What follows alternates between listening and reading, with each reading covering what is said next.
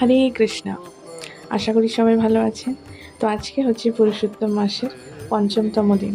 তো আমরা গিয়েছিলাম যোগপীঠে মহাপ্রভুর জন্মস্থানে তাকে দর্শন করতে। শাস্ত্রে বলা হয়েছে, গঙ্গারও পরশ হইলে পশ্চাতে পাবন, দর্শনে পবিত্র করো এই তোমার গুণ। গঙ্গায় স্নান করলে আমরা পবিত্র হই, কিন্তু একজন শুদ্ধ ভক্তকে দর্শন মাত্রই আমরা পবিত্র হয়ে যাই। এই পুরুষোত্তম মাসে শ্রীল সুবক স্বামী গুরু মহারাজকে দর্শন করে আমি খুবই আনন্দিত। ভগবানের অনেক কৃপা যে আমরা তাকে দর্শন করতে পেরেছি। এই মাসে ভগবানকে দীপ নিবেদন করলে ভগবান খুবই প্রসন্ন হয়।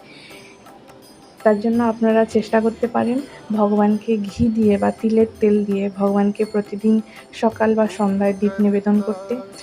তো এই ভিডিওর শেষে আমি যুগল অষ্টকম দিয়েছি।